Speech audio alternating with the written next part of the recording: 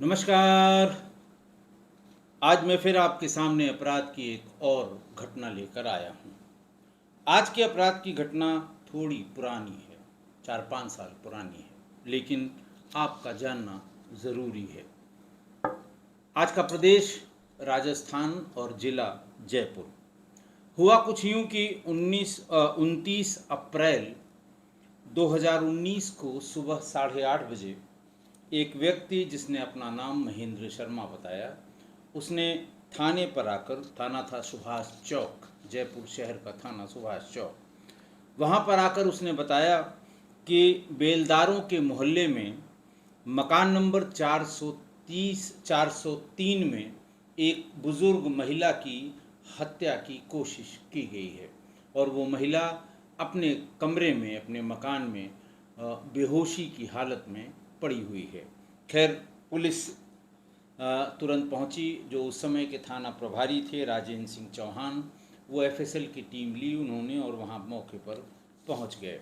उन्होंने जब second floor पर पहुंचे तो देखा कि उसका जो महिला जिस कमरे में पड़ी थी, वो दक्षिण पूर्वी कॉर्नर का मकान था, अचेता अवस्था में पड़ी थी। उसके मुंह से और नाक से खून निकल रहा था, नाक से झाग भी आ रहा था। कमरे की अलमारी में रखा हुआ गहना और महिला के पहने हुए गहने भी गायब थे। महिला का पूरा, उस कमरे का सारा सामान बिखरा पड़ा हुआ था। वहाँ मौजूद बुजुर्ग महिला के बेटे संजय शर्मा, और बुलाने का नाम उसका बबली था, उसने पुलिस को बताया कि उसकी माँ बीना शर्मा, जिनकी उम्र करीब 62 साल थी, उनके पिता हरीशचंद्र शर्मा का पहले ही देहांत हो चुका था। रोजाना की तरह बीती रात को वो अपनी मम्मी के कमरे में उनको खाना खिलाकर और सकुशल छोड़कर सोने गए थे, और सवेरे सवेरे जब मैं चाय देने गया तो उनको इस हालत में देखा। परिवारजनों को बुलाया और उन्हीं में से एक जाकर उन्होंने थाने पर सूचना दी। जो महिला थी, बुजुर्ग महिला थी, उनकी अब मृत्यु हो चुकी थी जब तक वहाँ पुलिस पहुँची है। तो उनके लड़के ने बताया कि सुबह सुबह कमरे का दरवाज़ा खुला हुआ था, माँ अचेत अवस्था में मिली थी। घटनास्थल की निगरानी के लिए पुलिस ने वहाँ 2 कांस्टेबल तैयार किए और एफएसएल की पूरी टीम, क्राइम ब्रांच की पूरी टीम और डॉग स्क्वाड को बुलाया कि पता लगे कि आखिर माजरा क्या है, क्योंकि बेटे ने बताया कि उनकी किसी से कोई दुश्मनी नहीं है और इलाके में बताया गया कि इस तरह की चोरी या डकैती की कोई घटना कभी इस इलाके में नहीं हुई है। घटनास्थल का मुआयना करने के दौरान जो स्नाइपर डॉग था, वो बीना शर्मा, यानी जो मृतक थी, 62 वर्षीय मृतक बीना शर्मा उनका नाम था, उनके कमरे से निकलकर बार बार उनके बेटे और बहू का नाम प्रियंका था, बेटे का मैंने बताया संजय था, संजय और प्रियंका के कमरे में वो बार बार निकल के जा रहा था। स्नाइपर डॉग के साथ जो हैंडलर होता है, वो एक ही बार सिर्फ उसको नहीं छोड़ता है, जो उसकी गंध महसूस करके जो आगे जाता है। कभी उस कमरे में जो घटनास्थल है उसकी चप्पलों को सूंघाकर, कभी तकिए को सूंघाकर, कभी उसकी लाश को सूंघाकर, वो इस तरह से 4-5 बार में उसे वहाँ से रवाना करते हैं। और फिर वो जिस तरफ जाता है, हैंडलर को ये अंदाज लगता है कि यहीं पर, जैसे 8 बार या 6 बार छोड़ा गया और 5 बार एक ही दिशा में गया, इसका मतलब जो उसकी सूंघने की क्षमता है उसका उसने प्रॉपर प्रयोग किया है, उसे सही गंध की ट्रेल मिल रही है। तो बहरहाल बार बार वो अब उसके बहू और बेटे के कमरे में जाता था। इसलिए पुलिस अधिकारियों को उनके बेटे और बहू की भूमिका पर शंका, संदेह हुआ, लेकिन किसी के खिलाफ शुरुआती दौर की जांच में कोई सबूत नहीं मिला।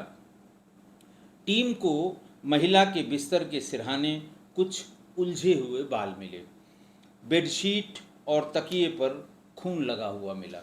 इन सब चीज़ों को पुलिस ने अपने कब्जे में बतौर सबूत कर लिया। पुलिस ने शव को एम्बुलेंस में रख के एसएमएस हॉस्पिटल की मॉर्चरी में रखवाया। मेडिकल बोर्ड से पोस्टमार्टम करने के लिए रिकमेंडेशन की। पोस्टमार्टम रिपोर्ट जब आ गई तो उससे पता लगा कि महिला की मौत दम घुटने से हुई। उसके गर्दन पर भी कुछ निशान मिले। हालांकि न तो स्ट्रेंगुलेशन शब्द का उपयोग किया गया पोस्टमार्टम में, लेकिन ये ज़रूर कहा गया कि कॉज ऑफ डेथ वो सफोकेशन की वजह से हुआ है। और जो सिंगल या डबल मार्क गले पर मिले हैं, ऐसा लगता है कि उसका गला भी दबाया गया था। और जैसे ही ये पोस्टमार्टम रिपोर्ट आई, पुलिस ने ये समझ लिया कि ये हत्या का मामला है। कमरे का जो ईस्टर्न गेट था, उसकी जो खिड़की थी, उसके बगल में, ठीक बगल में जो खिड़की थी, उसमें लाल रंग की कांच की 5 साबुत चूड़ियाँ मिली और 4-5 टुकड़े मिले चूड़ियों के। बीना शर्मा के बिस्तर पर भी लाल रंग की कांच की चूड़ियों के टुकड़े मिले। बिस्तर पर नाक में पहनने वाली सोने की लौंग, जिसे वो नाक में लोग लगाते हैं, लेकिन और इस पर लाल रंग का नग लगा हुआ था, लेकिन उसका पेंच वहाँ से गायब था। ये चीज़ें पुलिस को मौके पर मिली। उसी ईस्टर्न गेट के पास पुलिस को कौड़ी के 3 टुकड़े मिले। कौड़ी होती है छोटी छोटी, जो समुद्र से निकलती हैं रंग बिरंगी, और पहले कौड़ी कभी तौल के काम आती थी कि इसका वज़न 3 कौड़ी है, 4 कौड़ी है। छोटी छोटी सफ़ेद जो शेल होते हैं समुद्री जीवों के, तो उसकी 3 कौड़ियाँ भी कौड़ियों के टुकड़े मिले। पुलिस ने इन सभी को जब्त किया और बेटे ने बताया कि उसकी माँ के पहने हुए गहने भी गायब हैं। उसने बताया कि माँ को गहनों का बहुत शौक़ था और वो सामान्य रूप से सोने की चूड़ियाँ, गले में मोटी सोने की चेन, इस तरह ढेर सारे वो गहने, अंगूठियाँ, ये गहने पहना करती थी, लेकिन बॉडी पर ये सारे गहने गायब थे। घटनास्थल को देखने से ये लग रहा था कि शायद कोई चोर चोरी करने की नीयत से आया हो और नींद खुलने पर उसने महिला की हत्या कर दी हो। लेकिन पुलिस के सामने ये बड़ा सवाल था कि बहू और बेटा दोनों नीचे के फ्लोर पे रहते थे और ऊपर आने जाने की एक ही सीढ़ी थी जो भीतर से जाती थी। तो आखिरकार इतना ऊपर ऐसी हत्या हुई और किसी को भनक क्यों नहीं लगी।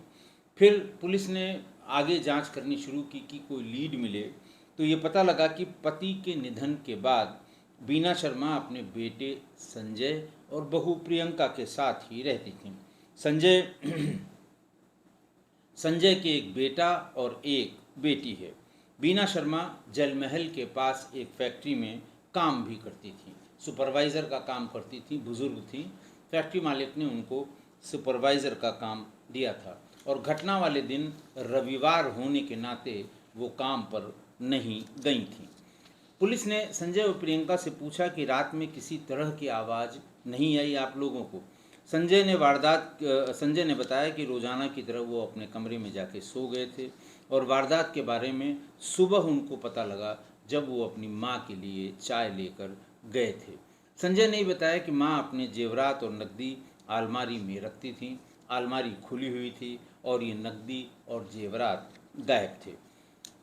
फिर दिन में सब चूँकि सारे परिजन जुटे वहाँ पर, तो अंतिम संस्कार के बाद पुलिस चौक थाने में बेटा जो उनका था संजय शर्मा, उसने एक तहरीर दी अपने माँ की हत्या की और उसने उस तहरीर में बताया कि 29 अप्रैल 2019 को जब वो चाय लेकर अपनी माँ के कमरे में पहुँचा तो उसे पता लगा कि उसके माँ की किसी ने हत्या कर दी है और उसके कमरे से उनका जेवरात और नकदी पैसा चोरी हो गया है।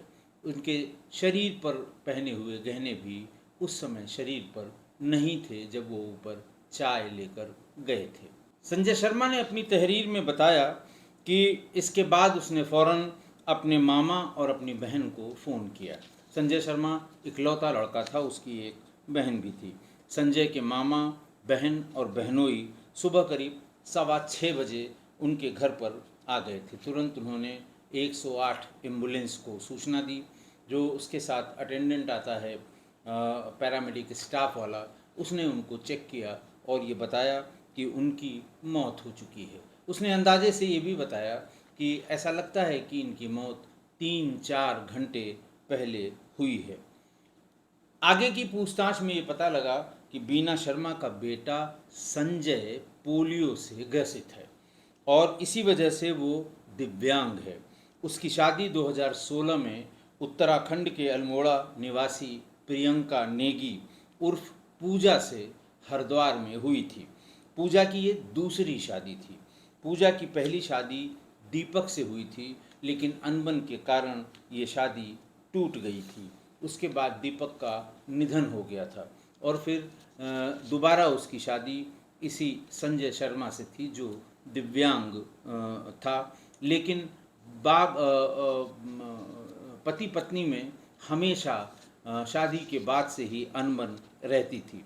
संजय की माँ और संजय की पत्नी में भी नहीं बनती थी, यानी सास बहू में भी अनबन थी। दोनों के बीच झगड़े हुआ करते थे। पुलिस ने परिजनों के बयान दर्ज करने शुरू किए। पुलिस बेसिकली ये इस्टेब्लिश करना चाहती है कि एक्चुअली घटना का कारण कहाँ है, क्या कारण हो सकता है। इसलिए उसने थाना प्रभारी राजेंद्र सिंह ने संजय शर्मा जो उनका बेटा था उनकी गवाही लिखी या उनका स्टेटमेंट लिखा। अनिल शर्मा का, महेंद्र शर्मा जो थाने पर सूचना देने गए थे उनका स्टेटमेंट लिखा। किशन शर्मा, रीता शर्मा और गुड़िया उर्फ गुड़िया के यानी बहन बहनोई के भी स्टेटमेंट पुलिस ने रिकॉर्ड किए। पुलिस को पता चला कि सास बीना और उनकी बहू प्रियंका में बिल्कुल नहीं बनती थी। दोनों में आए दिन हाथापाई तक हो जाती थी। लेकिन सास बहू के बीच अनबन हत्या का कारण नहीं हो सकता। ये भी एक जैसे पुलिस में विवेचना करते करते या पुलिसिंग करते करते इस बात का अंदाज़ा लग जाता है कि ये कारण नहीं हो सकता। इसलिए और परिजनों ने भी इस कारण से हत्या के होने से इनकार किया। पुलिस ने घटनास्थल के आसपास जो पुलिस का जो ट्रेडिशनल काम है, सीसीटीवी देखे, किसी के आने का, किसी के जाने का, लेकिन कोई संदिग्ध गतिविधि नहीं मिली। जांच के दौरान पुलिस ने मोहल्ले के बहुत से लोगों से पूछताछ की। बीना शर्मा के शरीर पर कुछ रगड़ के भी निशान थे और इसी से ये लगता था कि जरूर कोई न कोई परिचित इस बुजुर्ग की हत्या में शामिल था।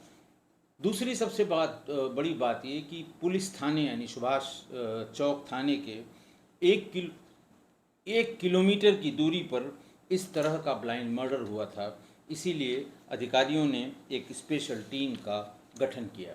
स्पेशल टीम बनाई गई। उस समय के additional DCP Sumit Gupta, ACP Rajpal Godara, Subhash Chowk के उस समय के थाना इंचार्ज राजेंद्र सिंह, मानक चौक के थाना प्रभारी जितेंद्र सिंह और फिर चूँकि महिला की हत्या हुई थी एसआई गुंजन, सोनी, रामजी लाल और तमाम और सिपाहियों को इस जांच में टीम में शामिल किया गया कि वो लोग आसपास घूमकर पता लगाकर कारणों का और उसमें हत्या में शामिल लोगों का पता लगाएं। पुलिस टीम के सामने कई सवाल थे, जिन सवालों के जवाब के लिए पुलिस ने इन टीमों को अलग अलग ब्रीफ भी किया था। हालांकि जो शुरुआती सवाल, जो शुरुआती एविडेंस था या शुरुआती जो शक था वो परिजनों पर ही था, क्योंकि स्नाइपर डॉग बार बार घूम टहल के बेटे और बहू के कमरे में ही जा रहा था। पुलिस के सामने सवाल ये था कि हत्यारा घर के भीतर आया कैसे। दूसरा, हत्या की वजह क्या हो सकती है, जेवरात की चोरी या और कुछ। खैर,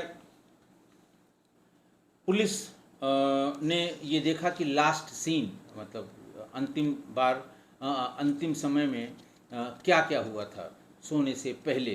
तो ये पता लगा कि अपने घर में रहने वाले सुरेश हलवाई से बीना शर्मा ने मिर्ची बड़े और पताशी घर पर ही बनवाया था और पूरे परिवार के साथ उसको खाया था। बीना रात के करीब 10 बजे सो गई थी, लेकिन सवेरे 6 साढ़े 6 बजे ही घर पे उनकी लाश मिली थी।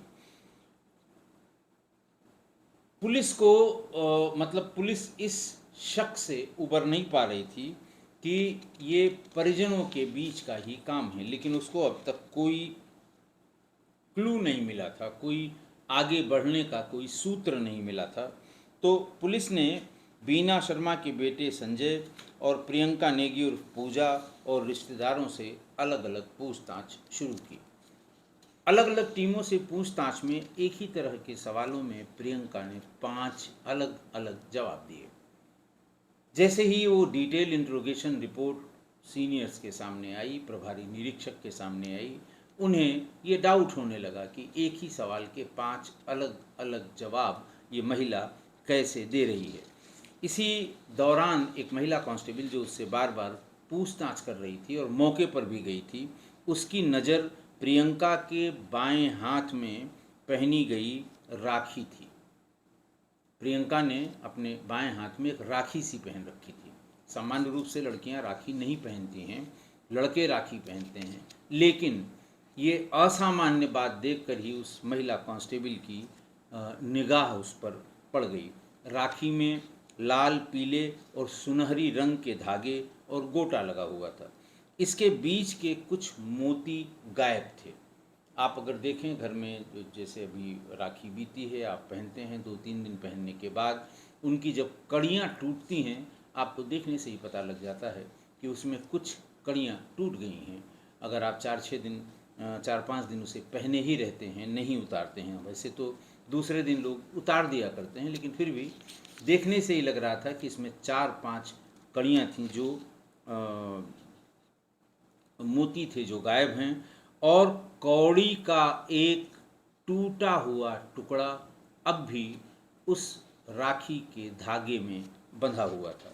पुलिस ने फौरन वो राखी उतरवा के और उसे जब्त कर लिया। जब महिला कांस्टेबल ने इस ओर लोगों का ध्यान आकृष्ट किया तो कौड़ी देखकर सब लोग चौंक गए, क्योंकि मौके पर भी इसी तरह की कौड़ी और कौड़ी के टुकड़े, 3 कौड़ी के टुकड़े बरामद हुए थे। तो पुलिस ने जब उसको मैच कराया तो ये पता लगा कि जो टुकड़े मिले थे वो इसी राखी में बचे हुए टुकड़े के हिस्से थे। और जब ये पता लग गया कि इसी महिला के हाथ में पहनी हुई राखी के कौड़ी के टुकड़े वहाँ मिले थे और कुछ जो टूटने के बाद भी धागे में फंसे थे वो उसके हाथ में बंधे हुए थे, इसलिए प्रियंका से सख्ती से पूछताछ शुरू की गई। सख्ती का मतलब आप समझ रहे होंगे, वो जो श्रेणीबद्ध पूछताछ होती है वो महिला कांस्टेबल्स और सब इंस्पेक्टर्स ने शुरू की। बहुत देर तक प्रियंका उसे रजिस्ट नहीं कर पाई और अंत में उसने बता दिया कि हाँ, ये हत्या उसने अपने एक दोस्त की मदद से की है।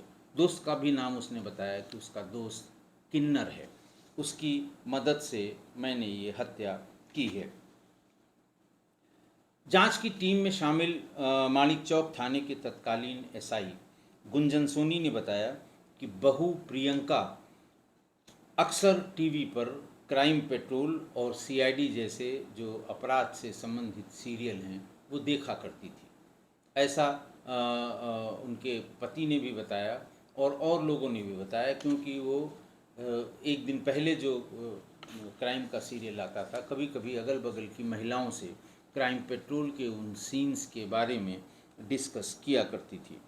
फिर उसने ये सब देखने के बाद अपने किन्नर दोस्त से ग्लव्स मंगवाए कि मेडिकल की दुकान पे जाकर ग्लव्स ले आओ, क्योंकि आपने देखा होगा कि जब ये सीआईडी और क्राइम पेट्रोल में अपराध दिखाए जाते हैं तो ज़्यादातर अपराध में अपराधी फिंगरप्रिंट से बचने के लिए ग्लव्स का प्रयोग करते हैं। वारदात को अंजाम देने के बाद खून साफ किया, ऐसा प्रियंका ने बताया, और सबूतों को मिटाने की कोशिश की। बीना की हत्या के बाद, यानी सास की हत्या के बाद, गीले कपड़े से अपनी सास का गला और मुंह अच्छी तरह से साफ किया। उसके बाद आसपास के फर्श को भी गीले कपड़े से अच्छी तरह फिनाइल में डुबोकर साफ किया, ताकि पुलिस को उसके फिंगरप्रिंट का कतई पता न लगे। प्रियंका ने पुलिस को बताया कि वारदात के एक दिन पहले उसका अपने पति से झगड़ा हुआ था और वारदात को अंजाम देने के लिए उसने परिवारजनों के सोने के बाद घर का मेन गेट बंद नहीं किया था, खुला छोड़ दिया था। उसका किन्नर दोस्त अंधेरे का फ़ायदा उठाकर घर में दाखिल हुआ और तीसरी मंजिल पर बनी छत पर जाकर छिपकर बैठ गया। पति संजय और सास के सोने के बाद प्रियंका ने उसे मिस्ड कॉल देकर, ये जैसे पहले तय हुआ था, मिस्ड कॉल देकर उसे ये बताया कि अब समय आ गया है या अब हम लोग बिल्कुल रेडी हैं। दोनों बीना शर्मा के कमरे में पहुँचे। प्रियंका यानी मृतका की बहू और उसका किन्नर दोस्त। प्रियंका हाथों में ग्लव्स पहनकर पहुंची और उसने सास के दोनों हाथ पकड़ लिए। इस पर सास बीना की नींद खुल गई। उसने कहा, कौन है? इतने में ही किन्नर सुनीता ने, सुजीत उर्फ सुनीता, जिसकी उम्र 24 साल थी, उसने बीना के मुंह पर तकिया रखकर मुंह दबा दिया और बीना की छाती पर बैठ गया। किन्नर ने बीना को तब तक दबाए रखा जब तक कि उसके शरीर ने हरकत करना बंद नहीं किया।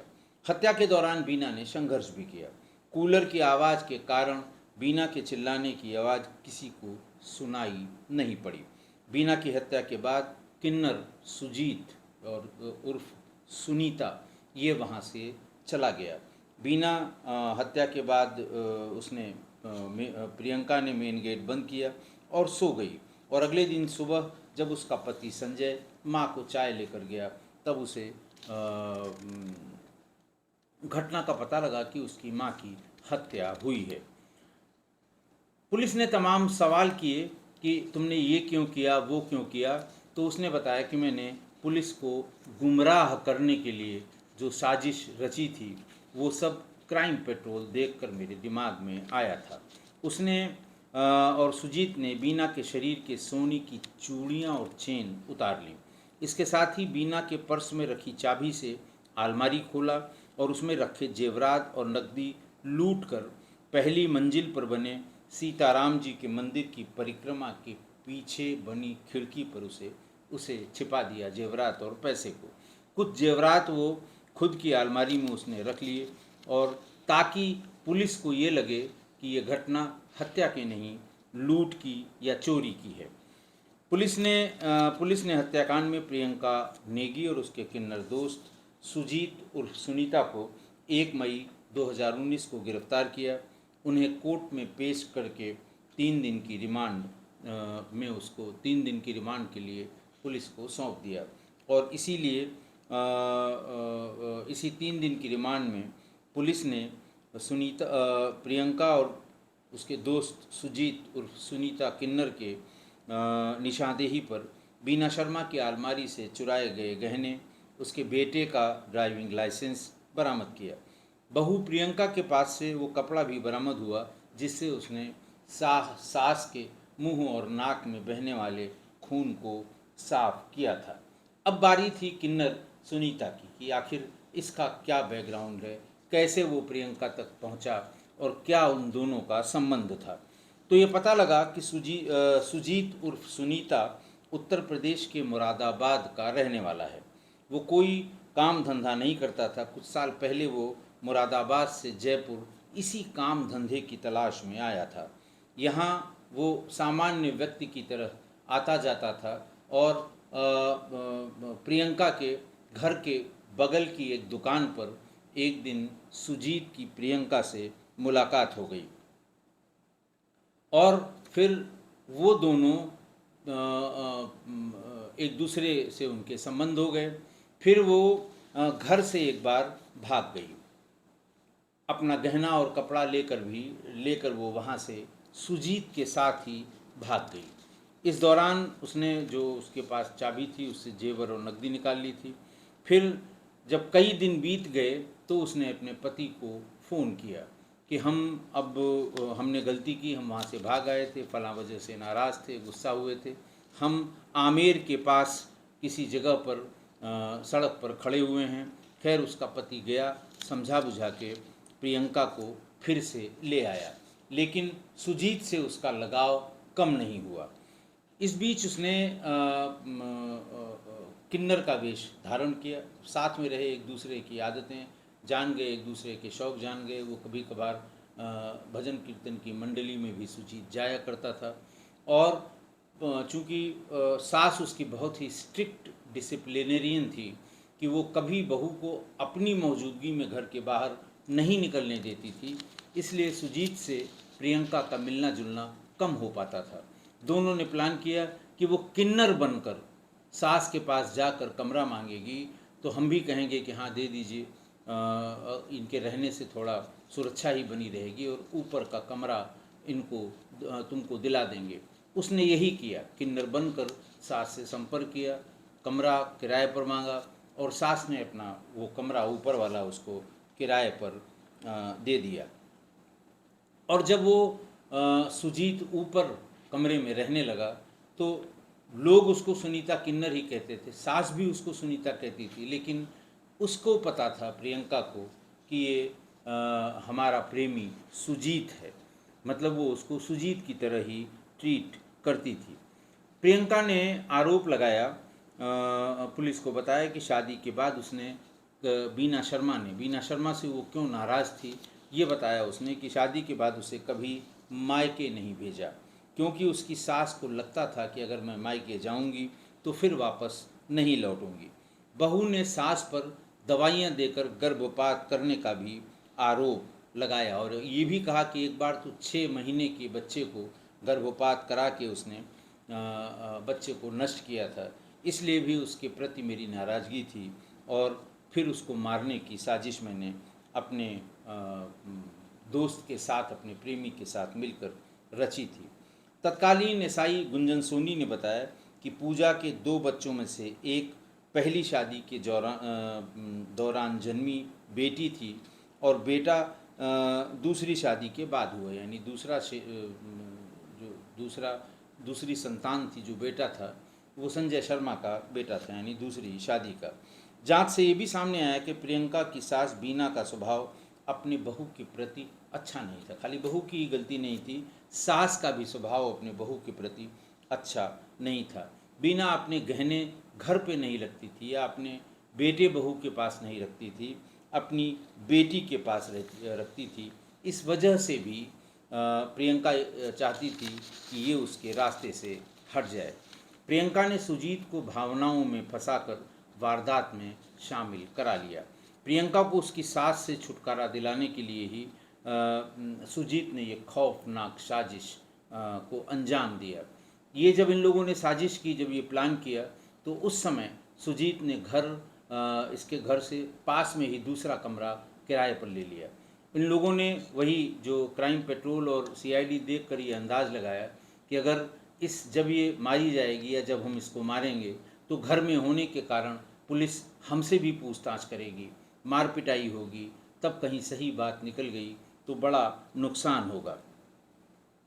बाद में वो ब्रह्मपुरी के गोविंद नगर में सुजीत रहने लगा था। फिर जब ये बात उसने बताई कि साहब ये किन्नर बने थे, वास्तव में ये पुरुष हैं, तो पुलिस ने उनका मेडिकल कराया और मेडिकल की जांच में इस बात की पुष्टि हुई कि सुजीत जो अपने को किन्नर बता रहा था वो किन्नर न होकर परफेक्टली एक पुरुष है, वो पूरा का पूरा पुरुष है। पुलिस जांच के दौरान बीना शर्मा, उसकी बहू व बेटे के मोबाइल कॉल डिटेल की भी जांच की गई। जांच के दौरान पुलिस को जानकारी मिली कि बहू प्रियंका का संपर्क सुजीत उर्फ सुनीता से है। ये पहले मैंने बताया आपको कि मकान में किराए पर रहता था और फिर बीना शर्मा और संजय शर्मा की उपस्थिति में फिर दोनों, प्रियंका और सुजीत, ये खूब अच्छी तरह से मिलते जुलते थे। प्रियंका के पति संजय और उसकी सास को सुजीत और प्रियंका को लेकर किसी तरह का शक न हो, इसलिए सुजीत ने किन्नर का भेष धारण किया अपनी प्रेमिका के लिए, यानी प्रियंका के लिए, और किन्नर बना सुजीत वेश बदलकर बेधड़क उस घर में रहता था। तो फिर जयपुर पुलिस ने जल्दी ही इस पूरी घटना का अनावरण किया। 3 दिन के भीतर ही इसका खुलासा कर दिया। 1 मई 2019 को दोनों आरोपियों को के चार्जशीट करके उन्हें चालान उनका पेश किया गया अदालत में। फिर कोर्ट में 4-5 साल कोर्ट में चली अदालती कार्रवाई के बाद कोर्ट ने यानी न्यायालय ने सुजीत और बहू प्रियंका को हत्या का दोषी माना। इन कोर्ट ने इन्हें आजीवन कारावास और 10-10 हज़ार रुपये की जुर्माने की सज़ा भी सुना दी। अब देखिए कि अवैध संबंध को जारी रखने के लिए नित्य नए तरीके ईजाद करने में जो जोड़ों का, प्रेमी जोड़ों का जो जो दिमाग चलता है, वो सुनकर भी एकदम बिल्कुल जैसे बुद्धि सन्न हो जाती है। अब आप ये सोचिए कि आपको ये जान के भी हैरानी होगी कि जब प्रियंका से सुजीत के संबंध हुए तब सुजीत बिल्कुल प्रॉपर पुरुष की ड्रेस में या पुरुष के पहनावे में प्रॉपर पुरुष था और मुरादाबाद से वो नौकरी के सिलसिले में जयपुर आया था। प्रियंका से मुलाकात हो गई, संबंध हो गए और फिर एक दिन दोनों घर छोड़कर यानी प्रियंका घर छोड़कर भाग गई। हफ्ते भर के भीतर ही पति को खबर की, पति उसका मना के उसे वापस घर ले आया। लेकिन सास बहुत कड़क थी, सास बहुत, और भागने की घटना के बाद वो और चौकन्नी हो गई। वो इतनी स्ट्रिक्ट थी कि प्रियंका को घर से बाहर जाने की मनाही थी कि बिल्कुल घर की ड्योढ़ी के बाहर नहीं जाएगी।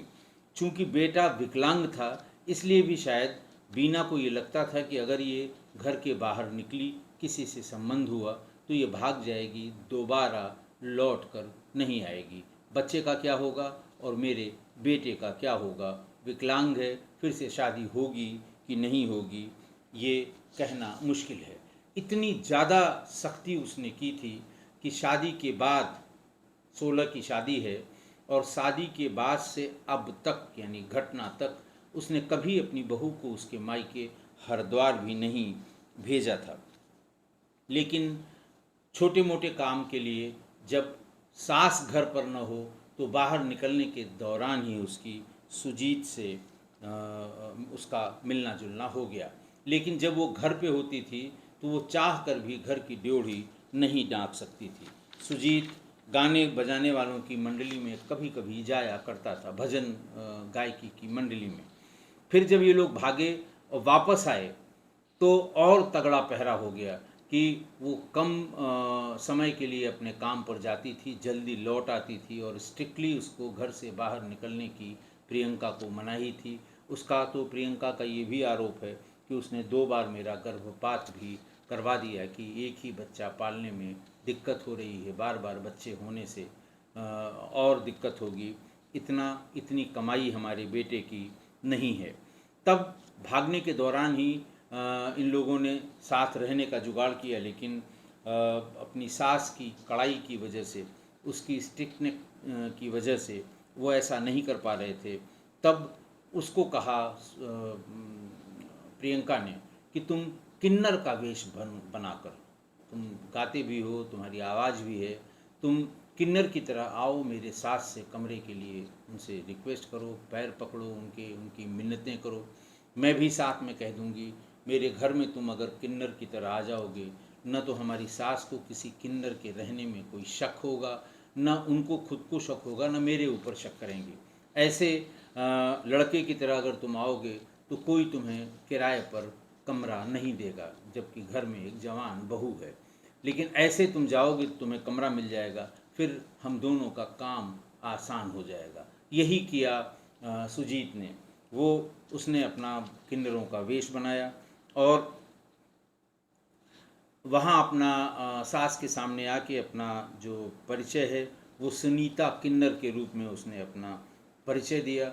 सास ने भी थोड़े सवाल जवाब के बाद ये देखा कि किन्नर है, ये किसी का क्या बिगाड़ लेगा और या बिगाड़ लेगी और घर में रहेगी, कुछ हम लोगों की सुरक्षा ही रहेगी। उसने फ़ौरन किराए पर देने के लिए ऊपर वाला कमरा उसे रहने के लिए दे दिया। तो सुजीत और प्रियंका का प्लान परफेक्टली सक्सेसफुल हो गया।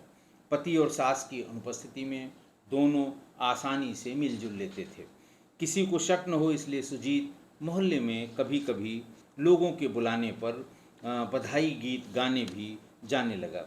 इस बीच एक समय में, एक पर्टिकुलर टाइम पीरियड में सास और बहू के संबंध बहुत ज़्यादा खराब हो गए। वही गर्भपात को लेकर और भी तमाम बातों को लेकर बहुत खराब हो गए।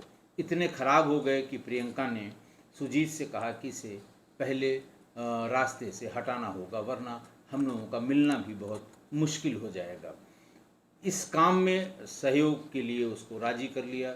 सुजीत उर्फ सुनीता किन्नर इस काम के लिए राजी हो गई और उसने सबसे पहले पास में गोविंदपुरी में एक कमरा किराए पे लिया, क्योंकि अगर उस घर में रहते हुए उसके साथ कुछ हो जाए और चूक हो जाए तो वो जेल चला जाता। उसने to be on safer side मोहल्ले में ही एक दूसरा मकान, अपना रूम किराए पर ले लिया और दोनों ने अच्छे से प्लान बनाया कि इसको रास्ते से हटा दिया जाए। सुनीता के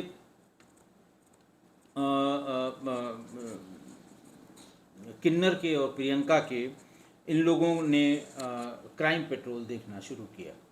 महीनों इन्होंने क्राइम पेट्रोल देखा, सीआईडी देखी, तरह तरह के जो तरीके हैं वो देखे, कैसे एग्जीक्यूट किया जाए ये देखा और फिर तय कर लिया कि हम एक दिन फलां तारीख को, हम रात में, फलां तारीख को क्या 29 अप्रैल, 28 अप्रैल की रात में हम मेन गेट को खुला रखेंगे, मिस्ड कॉल करेंगे, तुम चले आना, ऊपर छिप जाना, फिर हम मिस्ड कॉल करेंगे तो सास के कमरे में आ जाना, हम भी वहीं आ जाएंगे और मिलकर इससे पीछा छुड़ा लेंगे।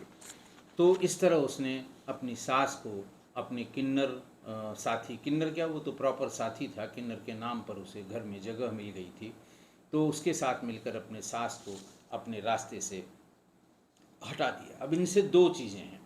एक तो अब किन्नर को किन्नर मानकर, क्योंकि समाज में किन्नर अगर जैसे उनका जो उपद्रव है बच्चों के होने पर या शादी होने पर वो अलग है, अदरवाइज़ किन्नर लड़कियों के, महिलाओं के सिर पर बहुत ही जिसको वो कहते हैं आसानी से हाथ रख देते हैं और किसी महिला या लड़की को इस पर कोई आपत्ति नहीं होती, क्योंकि ये माना जाता है कि ये उनके लिए खतरा नहीं है क्योंकि ये किन्नर हैं।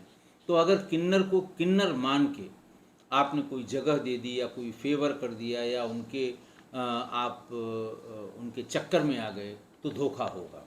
इसलिए कभी किन्नर को बिल्कुल किन्नर ही मान लेना ये धोखे का एक कारण हो सकता है।